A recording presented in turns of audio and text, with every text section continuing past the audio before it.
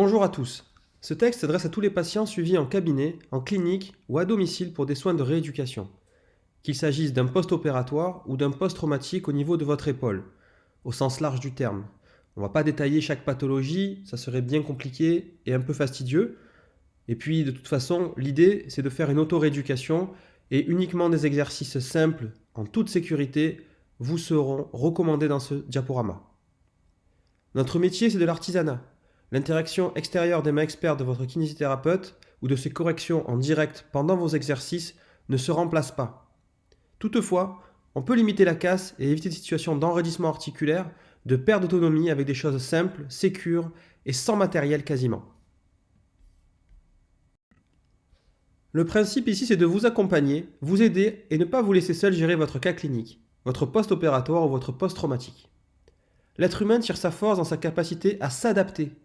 Son environnement est bien plus hostile qu'il n'y paraît, ultraviolets, température extérieure, stress oxydatif et virus comme actuellement le Covid-19. Alors adaptons-nous dès aujourd'hui à cette courte période de confinement.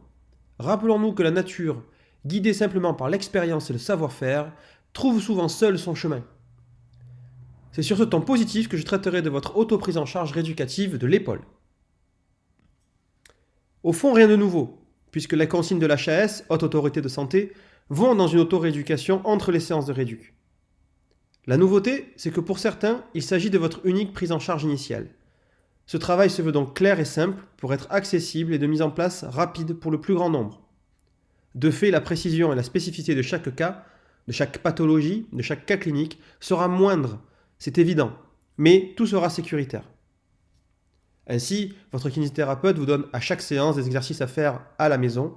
Et bien ici, il s'agira de cette première prise en charge qui constituera l'essentiel de votre travail.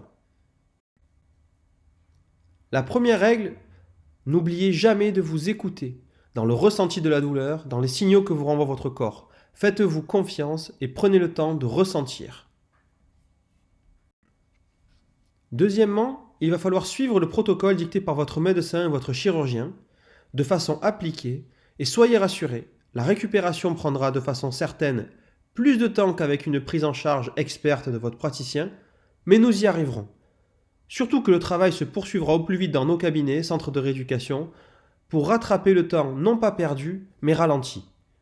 Oui, nous prendrons du retard, plus ou moins important selon la durée de pause de nos activités, mais nous allons tout faire pour en limiter les conséquences.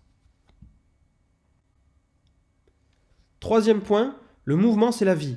Il faut bouger au maximum de ses capacités disponibles sans prendre de risques d'un côté, mais en décidant d'avancer.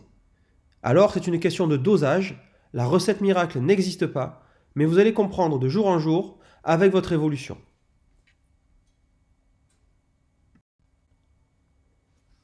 Quatrième point, faites régulièrement le point sur votre avancée. Cela s'appelle s'auto-bilanter. Votre thérapeute le fait quasiment chaque jour, sans que vous le voyiez, mais il le fait. Et c'est ce qui lui permet de vous faire avancer doucement. Il n'est malheureusement pas possible de devenir expert en un tuto, mais vous y arriverez avec des choses simples. Pourquoi s'auto-bilanter ? Tout d'abord pour se situer, puis pour se motiver, pour tenir un journal de bord à présenter à votre spécialiste, chirurgien, médecin, kinésithérapeute, en vue de votre retour proche et de votre prise en charge en cabinet. Quels sont les outils de ce bilan ? Tout simplement, une photo, une vidéo prise par vous ou un proche avec qui vous êtes confiné, avec qui vous souhaitez le faire. Libre cours à ce dont vous disposez chez vous, tout est bon, du moment que l'on respecte la règle de réitérer le même procédé de mesure, la même photo au même endroit, avec le même angle, etc. Toujours le même protocole pour faire simple. Donc prenez des repères, calez-vous et vous répétez la même chose. Concernant le bilan, il peut être quotidien, mais ne focalisez pas sur une évolution journalière, mais prendre plutôt comme témoin d'évolution 3 jours. Et puis vous comparez vos séances. Cinquième point, distinguer la phase de travail dans la récupération, l'entretien de la mobilité articulaire ou de la force musculaire, ce sont des exercices que nous détaillerons, et de l'autre côté, une phase de soin, de repos, qui succédera ou précédera les exercices. Mise en place d'une pause de glace, selon les modalités que nous verrons plus loin, massage doux avec des crèmes neutres ou des huiles essentielles ou un topique que vous avez l'habitude d'utiliser. On ne change pas ses habitudes, surtout pendant une période de confinement. On ne va pas prendre de risque de déclencher une allergie, une irritation, une inflammation. Donc, vous restez sur vos habitudes, prenez une bonne position de repos, installez-vous correctement, d'accord? Il est très important que vous soyez en position de confort.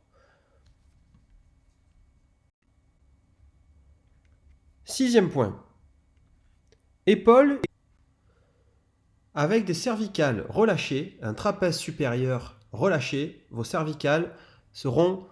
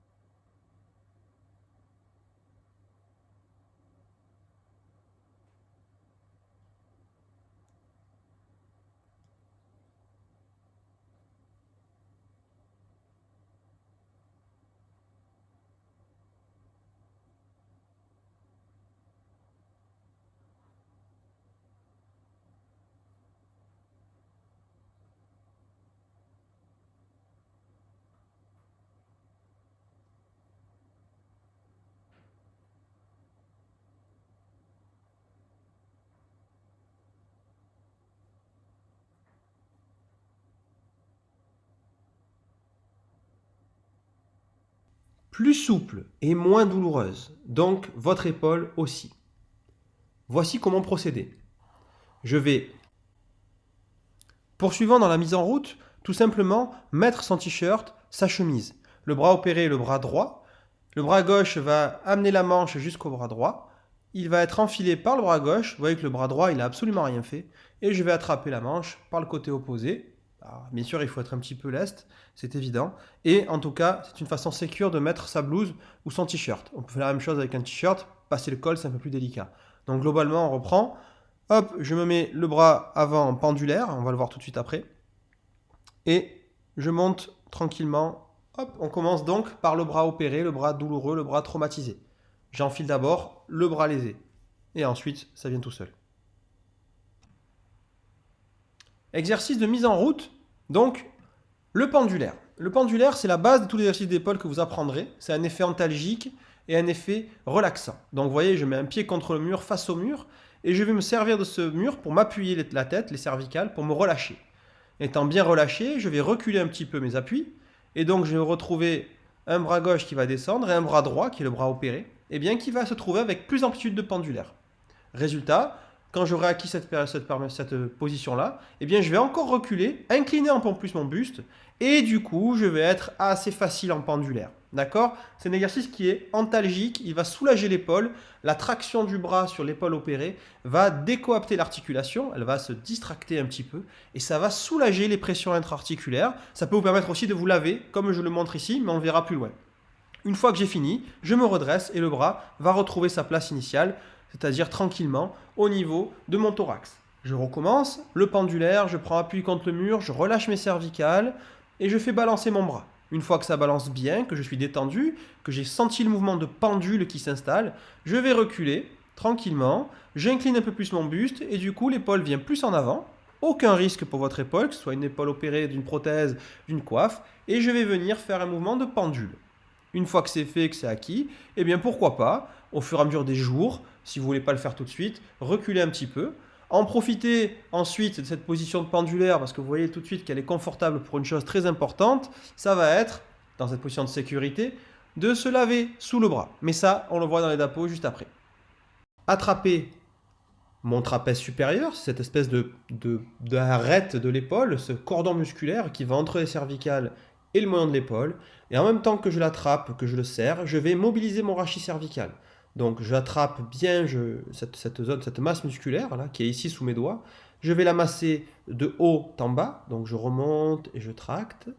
Je vais récupérer ce cordon musculaire sur différentes faces. Une fois que c'est fait, on va le malaxer, je repère un petit point douloureux ici, et je vais le garder en pression, et en même temps je vais mobiliser mon rachis cervical. Donc l'épaule est bien basse, l'épaule opérée est bien basse, je garde ma traction, je vais venir faire une flexion, et là je regarde sous mon aisselle, côté opéré. Puis je vais incliner, d'accord? Donc vous allez mobiliser votre rachis cervical tout en effectuant un massage au niveau de ce trapèze supérieur, d'accord? Je vais venir prendre encore une fois un point, et je vais incliner. Je reprends un point et je fais une rotation pour regarder sous l'aisselle du côté opposé. Encore une fois un point vers l'avant. Encore un petit point plus haut cette fois. Je vais venir masser ce cordon musculaire de haut en bas. Et je vais aussi mobiliser en même temps mon rachis cervical. Ça fait comme un espèce de massage fonctionnel. Donc là, et vers l'avant. Et je vais venir tranquillement regarder l'aisselle côté opéré, etc., etc.